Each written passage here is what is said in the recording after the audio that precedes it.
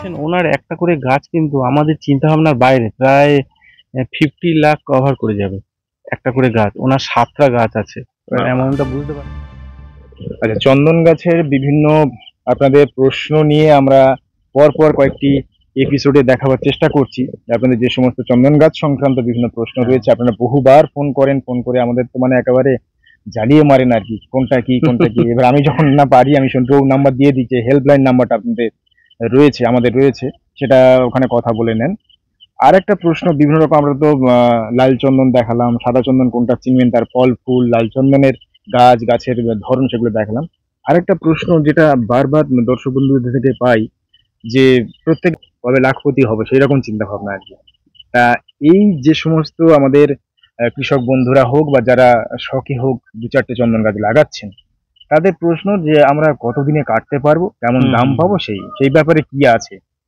তো শুরুতেই বলি, আমি যখন এটা শুরু করেছিলাম ওই ধরনের কোনো উদ্দেশ্য আমার ছিল না যে এটা থেকে আমি লাখপতি হব বা করোড়পতি হবে। এখন আমি জানি হয়তো সেটা আমার পক্ষে সম্ভব নয়, সেটা আমার পরবর্তী জেনারেশন এর সুফলটা নেবেন।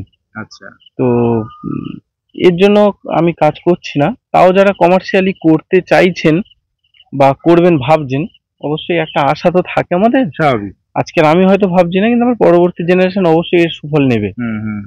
তো তাদের উদ্দেশ্যে বলবো, সাউথ ইন্ডিয়াতে 15 বছরে গাছ কাটা হয়, কাটা হয়। ওরা 12-13 বছর বয়স থেকে কাটা শুরু করে।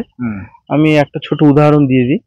কেউ যদি 100 গাছ মানে রোপণ করেন, ওরা কি করে, 13 বছরে গিয়ে প্রথম 10টা বা 15টা গাছকে কাটে, আবার 15 বছরে গিয়ে 10টা বা 15টা গাছকে কাটে। এইভাবে কাটতে কাটতে লাস্টে 20টা মতো গাছ ওরা প্রায় 20 বছর পর্যন্ত, সেটাকে 20-25 বছর পর্যন্ত নিয়ে যায়।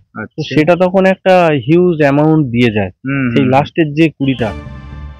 না, এই যে 10-12 বছর বা 15 বছরের গাছগুলো কাটছে ওরা, সেক্ষেত্রে কি কাঠের যে গুণমান চলে আসছে ওখানে। এখন ওখানকার বিষয় ওটা, আমি এখানকার বিষয় একটু বলি।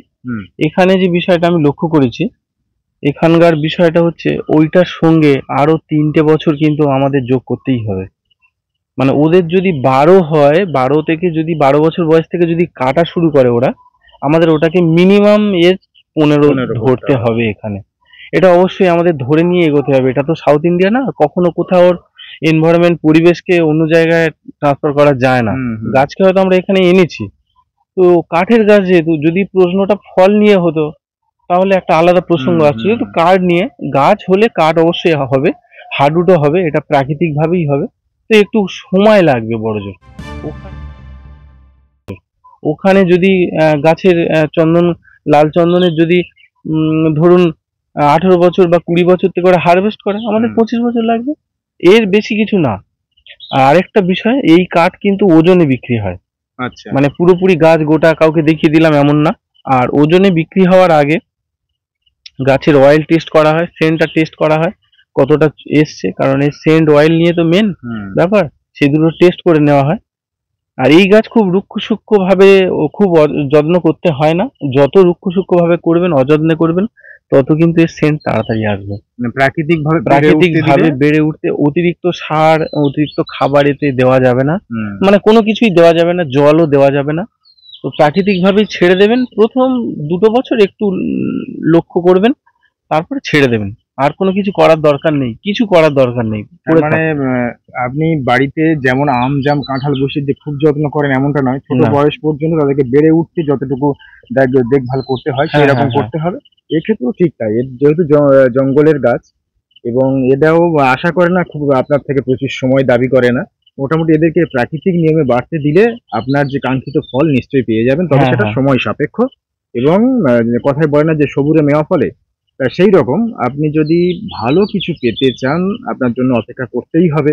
এবং সেটা যদি 20 থেকে 25 বছর কিংবা আরো যদি দীর্ঘ বছর রাখতে পারেন, সেটা আপনার লাভ।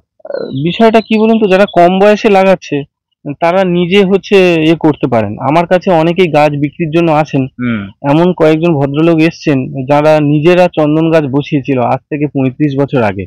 উনি নিজে কিন্তু সেটা সুফল পাচ্ছেন।